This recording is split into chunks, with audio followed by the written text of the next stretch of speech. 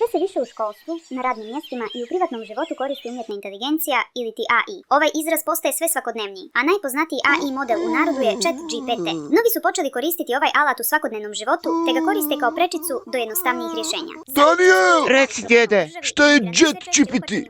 ChatGPT! Tu pričaju na TV-u da je to neki novi model koji pojednostavljuje život. Šta ti ja znam? A, misliš, ChatGPT? To je AI kojeg možeš pitat bilo šta i on će ti sve odgovoriti. Molim? Da, ludo je ko što zvuči. Da ti pokažem. A šta onda s enciklopedijama i knjižnicama? Ništa, nisu ti potrebne. Vidi, tu kucaš bilo koje pitanje i on ti odgovori. Možeš čak i razgovarati s njim. Razgovarat s telefonom? Imaš li ti prijatelj? Nije važno. Ajde, probaj mu postaviti pitanje. Bog, koliko je 2 plus 2?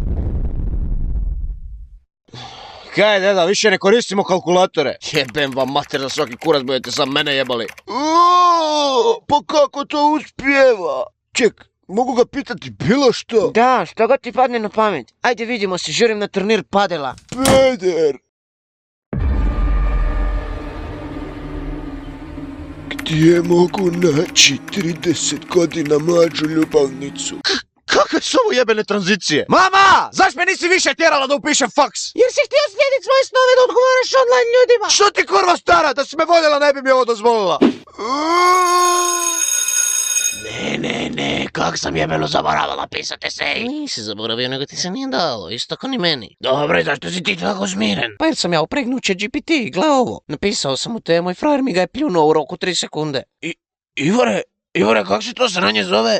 Moj Bojane, di ti živiš? ChatGPT, kucaj mu temu i nek ti ga izbaci ko meni. Napravi mi esej od 200 riječi na temu Padarinskog carstva. O, super, novi jebeni esej. U moje vrijeme si to perom i tintom pisalo, govna jedna mala razmažena. Dobro, pa za Rimsko carstvo imam par šablona već. Nešto popularna tema u školama zadnjih dana. Ne, seri, stvarno ga je izbacilo. Pa jesam ti rekao. A ne sviđa mi se tako opširan tekst. Skrati. Kaj sam ja tvoj crnac, đubre nezahvalno. Jebo sam ti mater u pičku poslije ovoga, a vjeruj mi znam di živite i znam kad ti mama ide spavati da nema štate. Evo, da ovog da 4 kečire dobio. Skrati.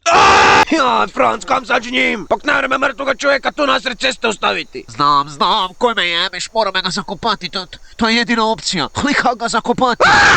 Koji kurac je to bio? A ništo, ja kad sam pod stresem dobijem napade urlanja, ne reci pomoći. Ne prestani to delati! Daj znam komu me. Pitaj ChatGPT kako da ga zakopam, a on zna sve. To sam vidio neki dan na dnevniku. Ne vrem ga pitati kad Murija more presuškivati prek njega, si normalan? Pa pitaj šifrirane male zapakiraj pitanja da se to ne skuži. Budi kreativan ja po životu.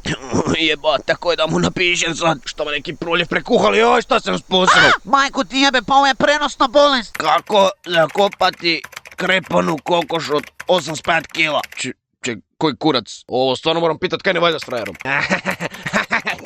Jebate, nema me vremena za te. Daj brže sam da se toga riješi u pičku materinu.